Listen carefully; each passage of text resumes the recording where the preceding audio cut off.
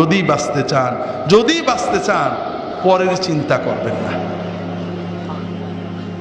ওই দল, ওই মত, ওই ব্যক্তি, ওই হুজুর অমুক খারাপ তমুক খারাপ, এই চিন্তা ব্রেনে আনবেন না। এগুলো আমরা করব, আমরা আপনাদের দিয়ে করাই আমাদের দল ভারী করার জন্য। আপনার চিন্তা হবে আপনার কবর। কথা কি বুঝতে পেরেছেন? খুব ভালো করে বুঝুন। আমার জীবনে আল্লাহ তাআলা অনেক নিয়ামত দিয়েছেন, অনেক। এই নিয়ামতের কোনো শুকরিয়া করতে পারিনি। এমনকি আল্লাহর যে ফরজ নামাজ, এটাও মন দিয়ে পড়তে পারি না। 4 রাকাত নামাজ পড়তে কম্পিউটার স্পিডে পড়ি, 4 মিনিটও লাগে না। এর ভিতরেও 4000 কথা মনে হয়। আল্লাহ যদি কিয়ামতের দিন বলেন যে তোমার এত নিয়ামত দিছিলাম, 5 মিনিট আমার দিক মন দিয়ে নামাজটা পড়তে পারলে না, আমি তোমার নামাজ কবুল করলাম না, তুমি দোজখে যাও, আমার কিছু বলার থাকবে? এমন কোন আমল কি আমাদের আছে যে বলতে পারবো আল্লাহ তুমি এটা নিতেই হবে? আমার দাড়ি, আমার টুপি, আমার নামাজ, আমার রোজা, আমার হজ, আমার যাকাত, আমরা কি কনফার্ম যে এটা আল্লাহ কবুল করবে? আমার না হলে আপনারা তো কনফার্ম নাকি?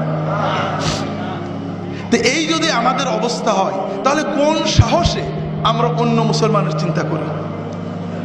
ভাইরা, অন্য মুসলমানের চিন্তা করবেন না।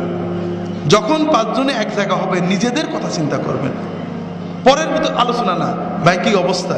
আরে ভাই বলো না, নামাজটা ঠিক করে পড়তাম, মন বসে না, দোয়া করো। ছেলে মেয়েগুলো ভালো করে পালন করতে পারছে না, দোয়া করো। নিজেদের ঈমান আমল নিয়ে চিন্তা করবেন, পরের না। ভাইরা, আমরা পরের আলোচনা কেন করি? কারণ কবরে গেলে সর্বপ্রথম মুনকার নাকির আমাদের প্রশ্ন করবে যে তোর প্রতিবেশী জামাত ইসলামের দাড়ি ছোট ছিল কা, তোর পড়শি তবলিগের লোকজন কেন বাইরে গেছিল, তোর প্রতিবেশী অমুক পিসেব কেন খারাপ ছিল, ঠিক না? এই প্রশ্ন করবে। হাজরিন, নিজের কবরের চিন্তা করেন, নিজের হাসরের চিন্তা করেন। নিজে যতটুক করতে পেরেছি, যদি মনে করেন ভালো আমল করছি, তাহলে আল্লাহর কাছে দোয়া করেন। যদি দেখেন গুনাহ হয়ে গেছে, আল্লাহর কাছে দোয়া করেন, আল্লাহ আমার সামান্য আমল কবুল করো, গুনাহগুলো মাফ করো। আর তোমার নবীর উম্মত যত আছে, অমুক ভাই তমুক ভাই তমুক ভাই ভুলের ভিতরে আছে, আল্লাহ তাদেরকে হেদায়েত করে ভালো পথ দাও, তাদেরকেও মাফ করো। এইভাবে দোয়া করলে আমাদের লস আছে ভাই? লাভ আছে, অনেক লাভ আছে ভাই।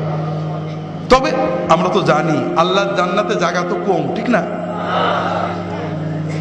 যদি ফুরফুরার মুরিদরা সব ঢুকে যায়, তাহলে তো আর তবলিগেরা চান্স পাবে না, ঠিক না?